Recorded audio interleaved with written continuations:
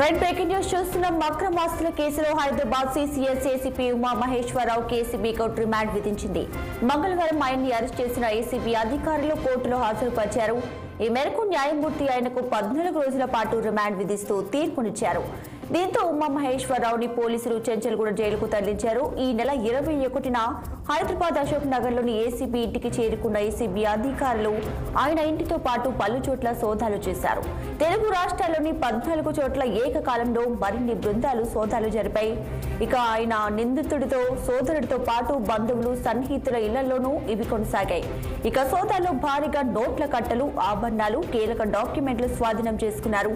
ACB స్వాధీనం చేసుకున్న ఆస్తుల విలువ 3,46,00,000 వరకు ఉన్నట్లు తెలుస్తుంది.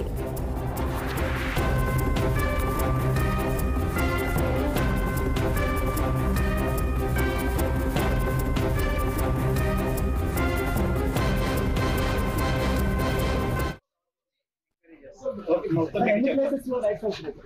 11 ప్లేసెస్ లో ఇనిషియల్ 6, 7 అనుకున్నాము. అడిషనల్ 4 ప్లేసెస్ లో ఇంకా సస్పెషన్ రావడం తోటి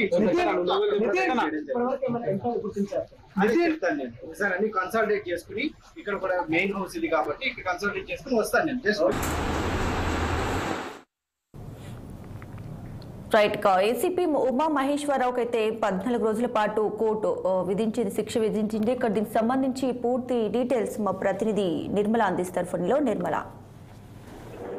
దీపిక, ఉమా మహేశ్వరరావు కేసులో మాత్రం చాలా కీలక పరిణామాలు కూడా చోటు చేసుకుంటున్నాయి.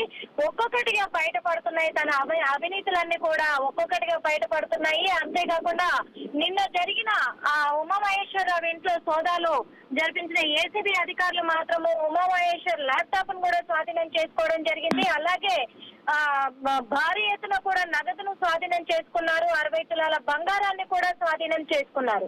ల్యాప్టాప్ మాత్రము ఎప్పుడు కూడా 24 గంటలు కూడా ఉమా మహేశ్వరరావుతోనే పెట్టుకుంటాడు. ఎందుకంటే ఆ ల్యాప్టాప్ లోనే తన అవినీతి చిట్టా మొత్తం దాగున్నందున మరి ఇప్పుడు ఆ ల్యాప్టాప్ ను కూడా ఏసీబీ అధికారులు అయితే వాళ్ళ అదుపులోకి తీసుకొని నిన్న రాత్రి ఉమా మహేశ్వరరావును అరెస్ట్ చేయడం జరిగింది. అరెస్ట్ చేసి అదుపులోకి తీసుకొని మరి ఏసీబీ కోర్టుకు తరలించడం కూడా జరిగింది. ఈ రోజు ఏసీబీ న్యాయమూర్తి ముందు కూడా మరి ఇప్పుడు హాజరుపరిచారు. కానీ ఏసీబీ న్యాయమూర్తి మరి అక్కడ తనను రిమాండ్ కి తరలించారా లేకపోతే తనను కస్టడీకి అప్పచెప్తున్నారనే విషయం కూడా మనకు తెలియాల్సి ఉంది. అదే కాకుండా తను మాత్రం దాదాపు ఒక 14 ఎకరాల ల్యాండ్ ను కూడా కబ్జా చేసినట్టుగా తెలుస్తుంది. అంతేకాదు ఉమా మహేశ్వరరావు పలు కేసులలో కూడా తను భారీ ఎత్తున కూడా నగదును పుచ్చుకున్నట్టుగా కూడా తన మీద ఆరోపణలు కూడా ఉన్నాయి.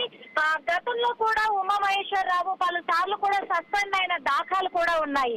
ఎందుకంటే ఒక కేసును తారుమారు చేసే విషయంలో కూడా మరెన్నో కేసులు కూడా తారుమారు చేసి తప్పుదోవ పట్టించిన విషయంలో కూడా బయటపడి వెలుగులోకి వచ్చి తనను సస్పెండ్ చేయడం కూడా జరిగింది.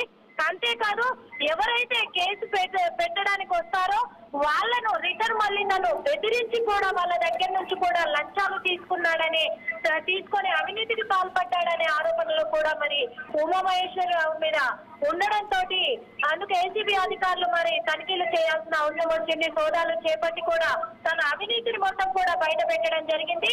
నిన్న తనతో పాటు తన బంధువులు, మేనమామ, అన్నదమ్ములు అందరి ఇళ్లలో కూడా దాదాపు 14 చోట్ల కూడా వాళ్ళు తనిఖీలు చేపట్టడం కూడా జరిగింది ఏసీబీ అధికారులు. అయితే ఇప్పుడు ఉమా మహేశ్వరరావుకు సంబంధించి మరి వాళ్ళ బంధువుల ఇళ్లలో ఎంతవరకు ఏమేమి పట్టుబడ్డాయనే వివరాలు కూడా తెలియాల్సి ఉంది. Deepika. Right Nirmala, thank you.